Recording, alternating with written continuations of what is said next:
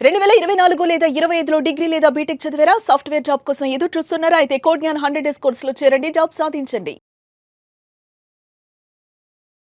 నమస్కారం డాక్టర్ హరీష్ గారు. నమస్తే అండి. కౌల సూర్య సాధన 30th ఎపిసోడ్. సో ఈ ఎపిసోడ్లో మనసు అస్థిరంగా ఉంటే ఆర్థిక స్థిరత్వం సాధ్యమా?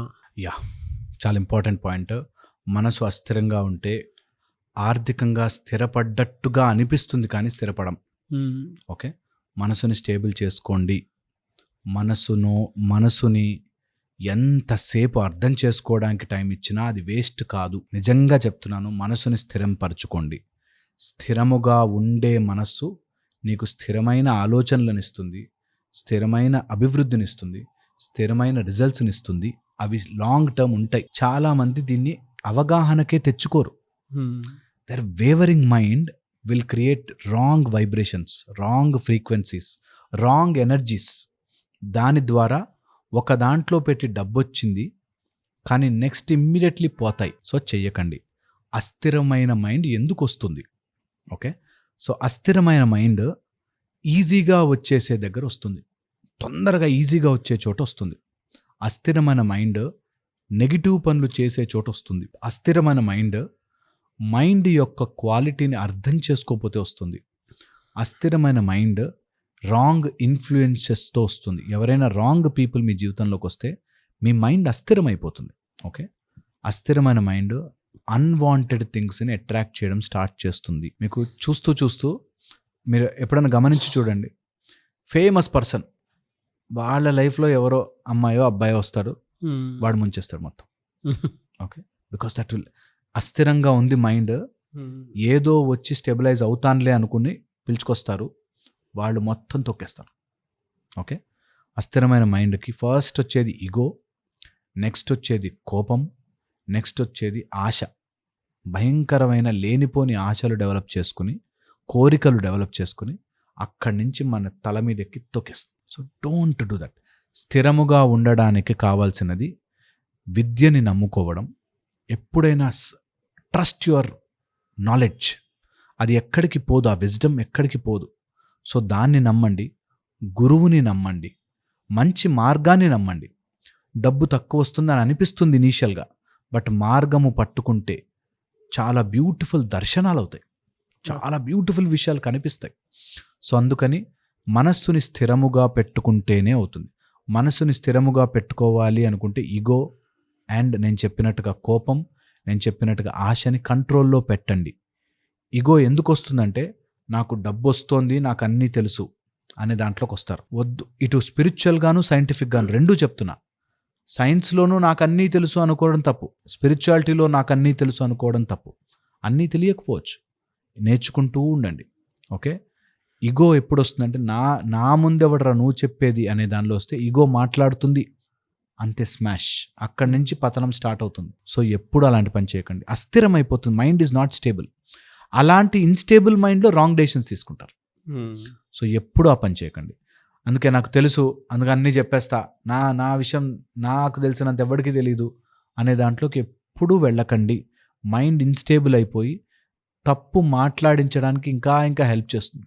So first ground your self, stable అవ్వండి మైండ్, దెన్ లైఫ్లో ప్రొసీడ్ అవ్వండి. లేకపోతే ధనము మీ దగ్గరికి రాదు. అస్థిరంగా ఉంటే నీకు ధన సమృద్ధి రాదు, ఆగిపోతుంది. సో మైండ్ని స్టెబిలైజ్ చేసుకోండి, ఈగోని తగ్గించుకోండి. ఎంత ఎదిగితే అంత ఒదగండి, ఏం పర్లేదు, నష్టం లేదు, హ్యాపీగా ఉంటారు. నెక్స్ట్ వచ్చేసి ఆశలని, ఆ డిజైర్స్, కోరికల్ని ఒక్క చోటకు వచ్చాక ఆగాలి. చాలామంది కోరిక దగ్గర ఉండి అలాంటి అంబిషన్స్ ఉండకూడదా అంటారు. అంబిషన్స్ ఆర్ డిఫరెంట్, నీ కోరికలు ఆర్ డిఫరెంట్. ఓకే, డెస్పరేషన్స్, టెంప్టేషన్స్, కోరికలు ఇవి డిఫరెంట్. చాలామంది ఇవే అంబిషన్స్ అనుకుని పరుగులు తీస్తారు. నన్ను అంబిషన్ ఈజ్ హయ్యర్, అందరికీ ఉపయోగపడేది, సొసైటీకి హెల్ప్ చేసేది, 10 మందిని బాగు చేసేది. డబ్బు సంపాదించు, మంచిగా సంపాదించు, కానీ 10 మందికి ఉపయోగపడేలా ఉండాలి. కానీ నెగిటివ్ దారిలో వెళితే డబ్బు వస్తున్నట్టుగా అనిపిస్తుంది, డబ్బుతో పాటు తీసుకొస్తుంది 2 భయంకరమైనవి. ఒకటి అనారోగ్యము, ఒకటి అస్థిరమైన మనస్సు తెస్తుంది. అంతే, ఎంతలా గుచ్చిపడేస్తుందంటే లోపల ప్రశాంతంగా ఉండలేం. ఇంకా మందులు వేసుకుందే నిద్ర పట్టదు, అలా తయారైపోతారు. So don't do that. Okay, అది ఏ రూపంలోనో రావచ్చు. సో నీ సొంత కొడుకు చేయొచ్చు అట్లా. సో స్థిరంగా మైండ్ లేదు అని అంటే, అస్థిరంగా కనుకుంటే ఆర్థిక స్వతంత్రం కూడా అస్థిరంగానే ఉంటుంది. ఉంటుంది, ఖచ్చితంగా కొలాప్స్ అయిపోతారు. నేను చెప్తున్నా కదా, ఒక బాగా డబ్బులు సంపాదించారు, కొడుకుకి ప్రాబ్లం వచ్చింది. మ్మ్. ఉన్న డబ్బులంతా అలా కొండ కరిగినట్టు కరిగిపోయి వాడి మీద ఖర్చు పెట్టి కొడుకును వదులుకోలేరు, మొత్తం కరిగిపోయి బిజినెస్లో సరిగ్గా ఆలోచించలేక తప్పు డెసిషన్లు తీసుకుని రాంగ్ ఇన్వెస్ట్మెంట్స్ చేసి అలాగ మైండ్ అస్థిరం అయిపోయిందంటే నువ్వు ఎక్కడ ఇన్వెస్ట్ చేస్తావు, ఎలా పెంచుతావు, నీ కంపెనీ ఎలా చూసుకుంటావు, అంతే అయిపోయింది, కొలాప్స్ మైండ్.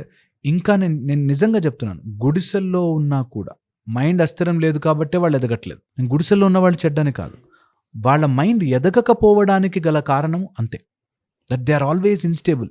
వాళ్ళకి ఆ మందనో లేకపోతే ఏదో ఒక అలవాటు వచ్చేస్తుంది, ఇంకక్కడే అలా కొట్టుకుని మైండ్ స్టేబుల్ చేసుకోవాలి ఫస్ట్. ఏం కాదు, నేను నెమ్మదిగా మెట్లు ఎక్కుతా, బట్ ఎక్కుతున్నా అనేది ఆలోచించారు.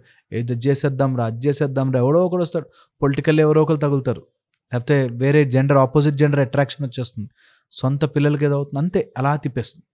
సో అస్థిరమైన మైండ్లోకి వెళ్ళకండి, స్థిరంగా ఉంచండి. ఏదైనా ప్రాబ్లం వచ్చింది, స్థిరంగా ఆలోచించండి దాని గురించి, ఆన్సర్ దొరుకుతుంది.